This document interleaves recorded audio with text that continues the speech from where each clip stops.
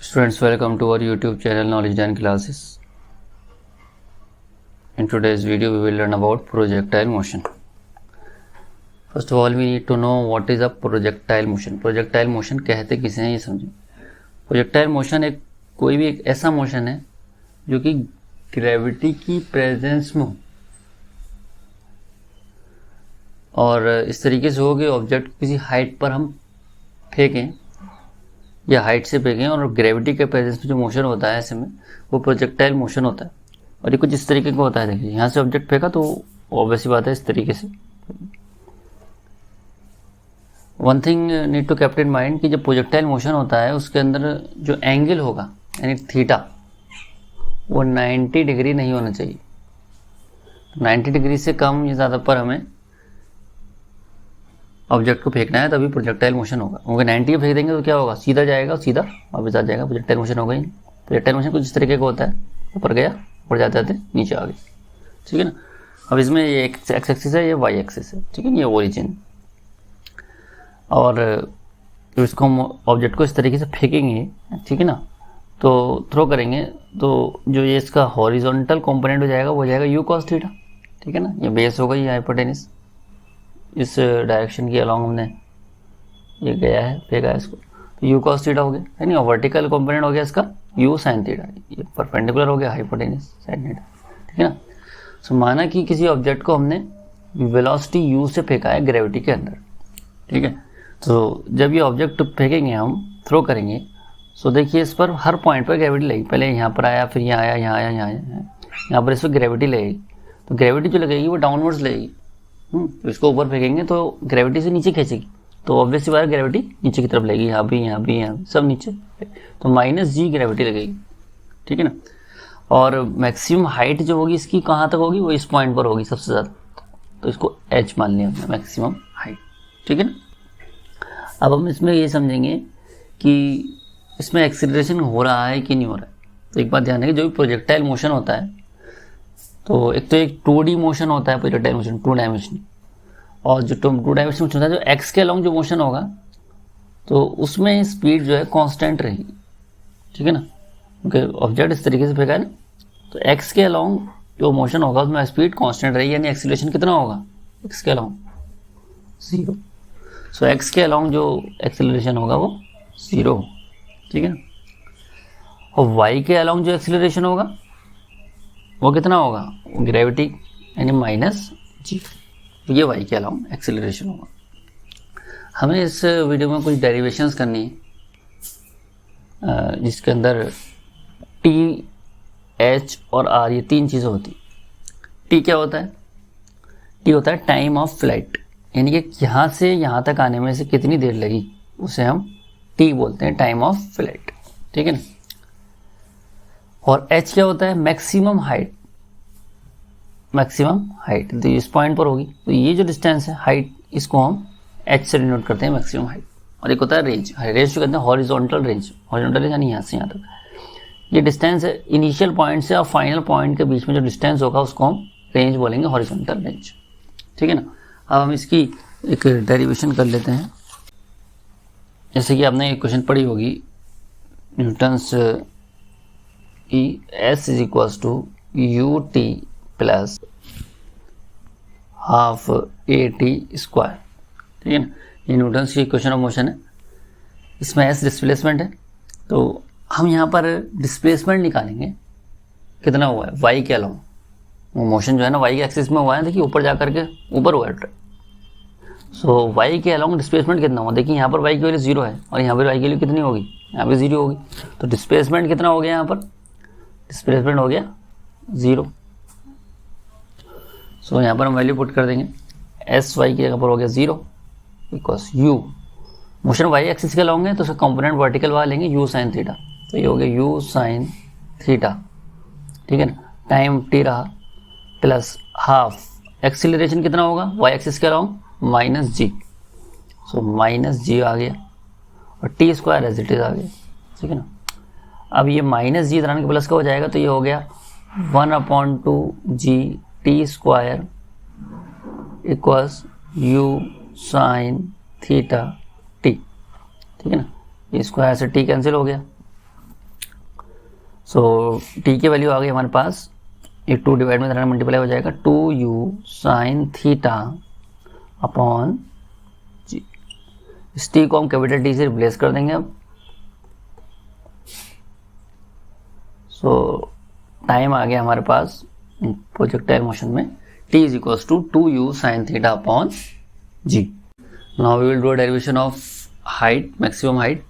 सो देखिए हाइट की डेरिवेशन करने के लिए हमें इस पॉइंट की बात हो रही है, ठीक है ना। तो इस पॉइंट पर हम वेलोसिटी देखें पहले क्या होगी, यहाँ से ऑब्जेक्ट गया ना, यहाँ पर रन करके पहले वेलोसिटी ऐसी कम होगी, वो ऊपर जा रहा है, कम होते होते जीरो हो जाएगी, फिर यहाँ से बढ़ेगी। यहाँ पर वेलोसिटी जो हो जाएगी वो जीरो हो जाएगी, तो उसको मैं इसलिए यू की जगह पर वी से लिख रहा हूँ, y is equals to zero, ठीक है ना। और इनिशियल वेलोसिटी क्या होगी, वो यू साइन थीटा, क्योंकि वर्टिकल कंपोनेंट के अलॉन्ग होगी यू साइन थीटा, ठीक है ना। तो एक इक्वेशन ऑफ मोशन होती है v square is equals to u square plus 2as, ठीक है ना। तो फाइनल वेलोसिटी क्या, वी वाई आ जाएगा, यहाँ पर यू वाई हो जाएगा। सो वी वाई हो जाएगा जीरो, तो ये हो जाएगा जीरो का square, zero is equals to ये हो जाएगा यू साइन थीटा का whole square plus 2a। Acceleration कितना होगा वाई के अलॉन्ग, माइनस जी हो गया, इंटू एस डिस्प्लेसमेंट कितना हुआ, डिस्प्लेसमेंट ये है, तो उसको एच से लिखेंगे ना, हाइट निकालना है, डिस्प्लेसमेंट ये हुआ एच। सो ध्यान रखिएगा हमें एच की वैल्यू निकालनी है यहाँ पर। So h is equals to u square sine square theta upon ये 2g डिवाइड में आ जाएगा। सो ये हमारा एक्सप्रेशन मिल गई मैक्सिमम हाइट की projectile motion. Now we will do the expression for, will find expression for R. So ये S से निकलेगी, S is equals to U T plus half A T square का हम यूज करेंगे। सो range basically क्या है, देखिए एक्स के अलॉन्ग डिस्प्लेसमेंट है रेंज, ठीक है ना। तो इस केस में एस इज इक्वल्स टू हो जाएगा आर, ठीक है ना। और इसका ये ध्यान रखिएगा क्योंकि डिस्टेंस जो है ये एक्स एक्सिस के अलॉन्ग है, तो यहाँ पर वेलोसिटी का जो कंपोनेंट होगा वो हॉरिजॉन्टल कंपोनेंट रहेगा, यानी कि u cos theta, is equals to हो जाएगा यू कॉस थीटा, ठीक है ना। अच्छा एक्सेलरेशन वाई एक्सिस के अलॉन्ग हमने बताया था आपको, एक्सेलरेशन कुछ नहीं होता है ऑब्जेक्ट प्रोजेक्टाइल मोशन में, एक्सिस के अलॉन्ग कोई एक्सेलरेशन नहीं होता, वाई के अलॉन्ग है माइनस जी। सो एक्सेलरेशन हो जाएगा zero, so a x is equals to zero, ठीक है ना। Let's do this question. So s की जगह पर हमारे पास आ गया आर इक्वल्स यू की जगह पर you cos theta, sorry you cos theta, और टी की वैल्यू हम निकाल चुके हैं टाइम की, 2u साइन थीटा अपॉन जी। और ये जीरो हो जाएगा क्योंकि एक्सीलरेशन क्योंकि जीरो है, ये पूरी टर्म क्या हो जाएगी जीरो, तो इसको हमने एलिमिनेट कर दिया। सो आर इक्वल्स ये हो गया हमारे पास u into u square and 2 sine theta cos theta, u square into 2 sine theta cos theta upon g, ठीक है। तो 2 साइन थीटा कॉस थीटा ये फॉर्मूला होता है साइन 2 थीटा का। So R equals u square sine 2 theta, square नहीं है, sine 2 theta, sine 2 theta upon g. This is the expression for horizontal range. I hope you understand this projectile motion. Now we will understand the equation of trajectory. What is the equation of trajectory? Trajectory is the relation, equation of trajectory is the relation between the x-axis and y-axis in the projectile motion. Okay, x-axis y-axis के respect में जो relation है projectile motion में, उसको हम equation of trajectory कहते हैं, ठीक है ना। सो इसको हमें निकालने के लिए पहले एक्स एक्सिस के अलॉन्ग मोशन निकालना पड़ेगा और फिर वाई एक्सिस के अलॉन्ग निकालना पड़ेगा। और इसमें इक्वेशन ऑफ ट्रेजेक्ट्री जो होती है इंडिपेंडेंट ऑफ टाइम होती है, टाइम पर डिपेंडेंट नहीं होती, इसका ध्यान रखें। एक्स और वाई एक्सिस के अलॉन्ग मोशन है बस। सो पहले हम एक्स एक्सिस के अलॉन्ग निकाल लेते हैं। सो डिस्प्लेसमेंट का जो फॉर्मूला हमारे पास है वो होता है s is equals to U T plus half A T square, ठीक है ना। सो डिस्प्लेसमेंट हम यहाँ से यहाँ तक कितना होगा, एक्स एक्सिस के अलॉन्ग डिस्प्लेसमेंट जो होगा इसको हम यहाँ पर, क्योंकि एक्सिस के अलॉन्ग नहीं मान रहे इसको एक्स मान लेते हैं, एक्सिस के अलॉन्ग डिस्प्लेसमेंट हुआ है वो एक्स हुआ है। सो एक्स हो गया इक्वल्स यहाँ पर जो इसका कंपोनेंट होगा हॉरिजॉन्टल कंपोनेंट लेगा यू की जगह पर, तो यू कॉस थीटा हो जाएगा यहाँ पर, यू कॉस थीटा, और टाइम एज इट इज आ जाएगा और ये प्लस एक्सेलरेशन तो होगा नहीं अलॉन्ग एक्सिस के अलॉन्ग, तो ये 0 हो जाएगा, तो वो एलिमिनेट हो गया। सो यहाँ से हम t की वैल्यू निकाल लेते हैं, x upon u cos theta equals t। ये हमारे पास t की वैल्यू यहाँ से आ गई। इसी सिमिलरली हम y एक्सिस के अलॉन्ग भी निकालेंगे। सो y एक्सिस के अलॉन्ग जब हम निकालेंगे डिस्प्लेसमेंट कितना होगा, सो y एक्सिस के अलॉन्ग डिस्प्लेसमेंट होगा, वो हमने मान लिया कि y है, यहाँ से y एक्सिस के अलॉन्ग डिस्प्लेसमेंट होगा, हमने मान लिया y है, यहाँ से यहाँ तक डिस्प्लेसमेंट x है, यहाँ से y है। सो यहाँ पर x की अगर हम y पुट कर देंगे, y यहाँ पे इसका कंपोनेंट आ जाएगा u sin थीटा u की जगह पर, और t एज इट इज रहा, प्लस हाफ a की जगह पर एक्सेलेरेशन यहाँ पर होगा y के along minus G, so minus जी और ये टी स्क्वायर, ठीक है ना। So it will be y equals u sin theta, t की जगह पर वैल्यू पुट करेंगे हम x upon you cos theta,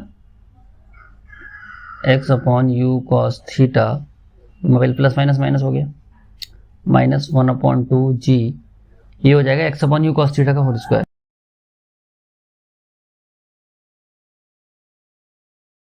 okay, सो अब हम देखेंगे, देखिए इसको, सो y इक्वल्स ये हो जाएगा sign theta upon cos theta, क्या होता है टेन थीटा, ठीक है ना, u से u कैंसिल हो गया, सो ये हो गया x tan theta, x tan theta minus 1/2 g, x square ये नीचे हो गया, बिकॉज का u square cos square theta. This is the equation of trajectory y, ये देखिए कैंसिल हुआ, sine theta upon cos theta हो गया tan theta, x as it is आ गया, ऐसे ही हो गया। So it is the equation of trajectory. So आप देख सकते हैं y is equal to x square की फॉर्म है, तो जब भी इस तरीके से मिले कि y इज इक्वल टू या y प्रोपोर्शनल एक्स स्क्वायर की फॉर्म हो, तो ये समझ लीजिए ये पैराबोलिक फॉर्म है, पैराबोला। सो ये क्वेश्चन, ये मोशन कैसा है, प्रोजेक्टाइल मोशन एक पैराबोलिक मोशन है, ठीक है ना। So I hope you understand the equation of trajectory. So subscribe our YouTube channel if you haven't subscribed yet and share this video.